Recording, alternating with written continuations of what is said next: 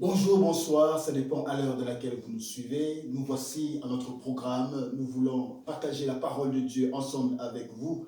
Voilà pourquoi, sans plus tarder, nous allons lire deux passages bibliques rapidement. Le premier passage, c'est dans 2 Samuel chapitre 9, à compter du 1er jusqu'au 13e verset. Nous lisons le Seigneur.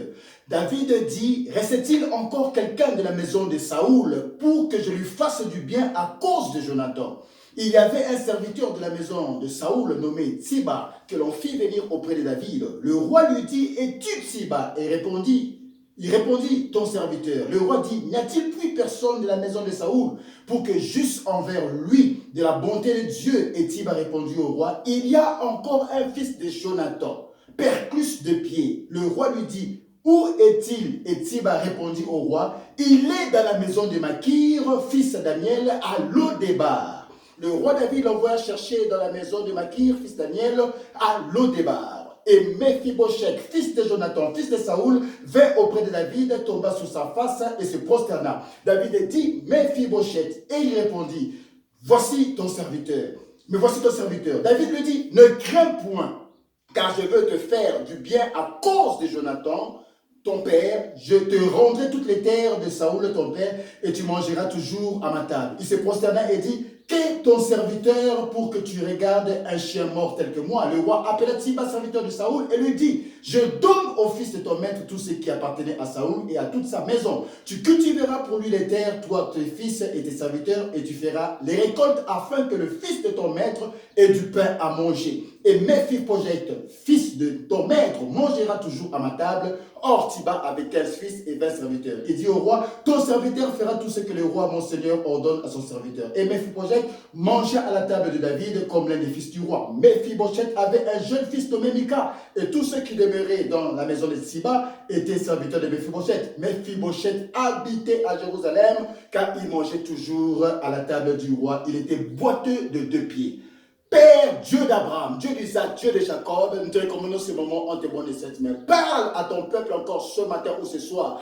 Ça dépend à l'heure à laquelle me suivent présentement. Que ton Saint-Esprit nous aide du début jusqu'à la fin. Ensemble, faisons ce travail. Que la bouche soit mienne, mais que les paroles qui sortiront soient tiennes. Dans le nom puissant de Jésus, nous avons ainsi prié. Amen. Oui, bien-aimés, le thème de notre message de ce matin ou ce soir, dépend à l'heure à laquelle vous le suivez, nous l'intitulons « De Lo-Débar à la table du roi ». C'est une histoire que vous connaissez tous, bien-aimés. Il s'agit de Mephibosheth.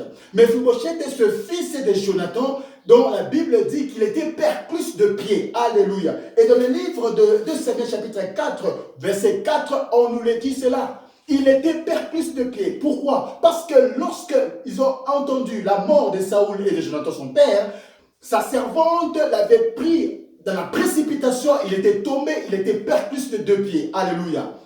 Et quand David est entré dans le règne, il est devenu roi de tout Israël, il a demandé à ses serviteurs, il voulait faire du bien par rapport à l'alliance qu'il avait avec Jonathan. Il a posé à son serviteur, n'a-t-il plus personne de la maison de Saoul pour que j'eusse envers lui la bonté de Dieu?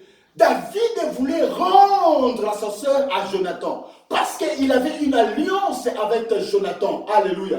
Il s'est fait que le serviteur a dit, il y a encore un fils de la maison de Saoul, c'est-à-dire son petit-fils qui est le fils de Jonathan. Il est perclus de pied. David a dit, où est-il? Il a dit, il est chez son serviteur, Tsiba. Et alors, David a dit, où est-il? Il a dit, il se trouve à Lo-Débar.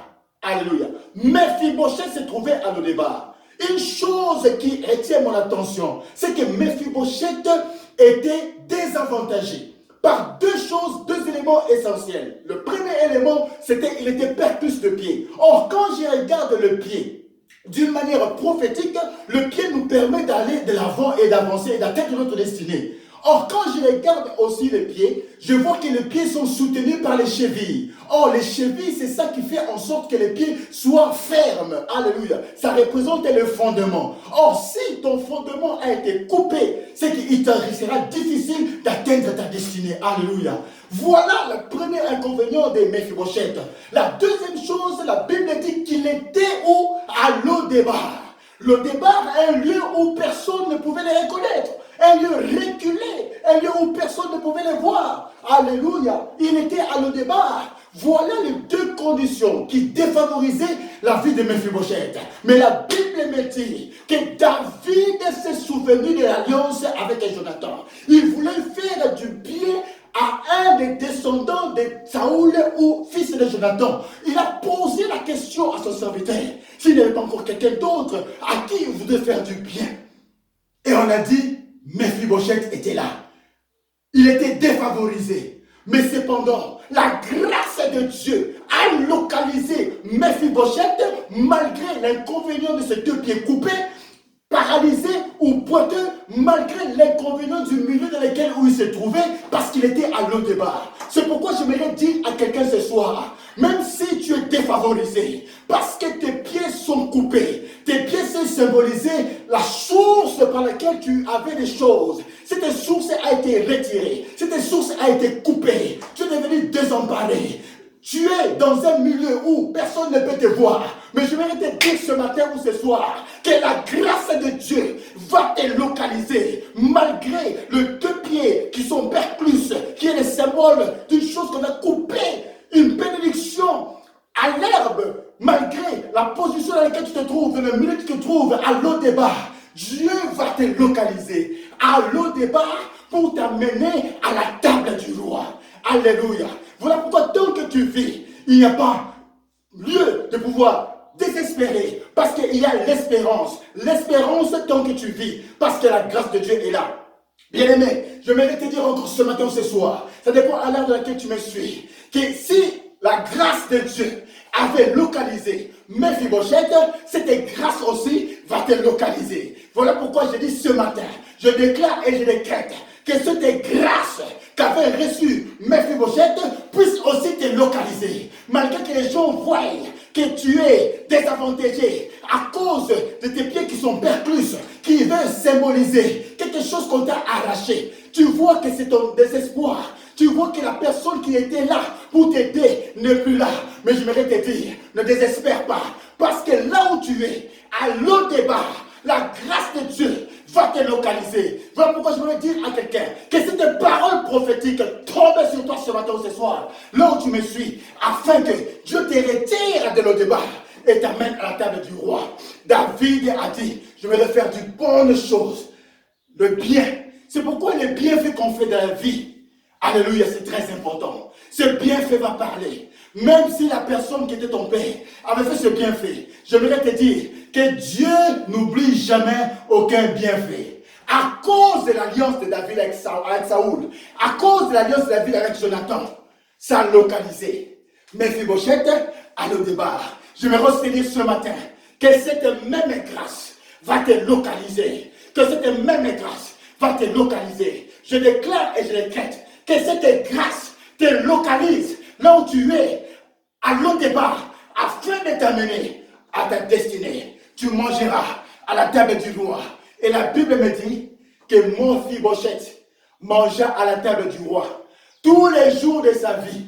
Et les terres qui avaient été prises lui ont été restituées parce que, à cause de cette grâce qu'il avait localisée. Que Dieu aussi te localise ce matin ou ce soir, là où tu me suis, afin que tu passes de l'O-Débar à la table du roi. Nous sommes arrivés à la fin de notre message. Que Dieu vous bénisse ce matin. Que la grâce de Dieu te localise. Prie là où tu es. Demande à Dieu, Seigneur, localise-moi. Alors que je suis désavantageux, avec mes deux pieds perclus, quelque chose est parti. Alors que je suis désavantageux, alors que je me trouve à l'O-Débar, que ta grâce me localise. In Jesus' name, mighty God. Que la grâce de Dieu te localise. Alléluia. Que Dieu vous bénisse. Je vais prier pour toi, garde silence. Dieu d'Abraham, Dieu d'Isaac, Dieu de Jacob. Où se trouve mon frère? Dans l'O-Débar. Alors qu'il a le pied perclus. Tout ce qui était comme un avantage pour lui a été retiré de ses pieds. Éternel mon roi, que ta grâce le localise. Fais-le sortir de l'O-Débar et fais-le entrer dans la table pour manger avec le roi. Car David, symbole de Dieu, puisse, Seigneur mon roi, retirer mon frère, ma soeur, dans l'état où elle se trouve, afin de manger à la table avec le roi. Dans le nom de Jésus, reçois cette bénédiction, in Jesus' name, mighty God, et nous disons Amen. Que Dieu vous bénisse. Abonnez-vous sur notre chaîne YouTube, Apostole Guy Pasteur Claude Pomzo officiel. Nous sommes établis à Johannesburg. On se retrouve à la prochaine occasion pour un prochain numéro. Ciao, que Dieu vous bénisse.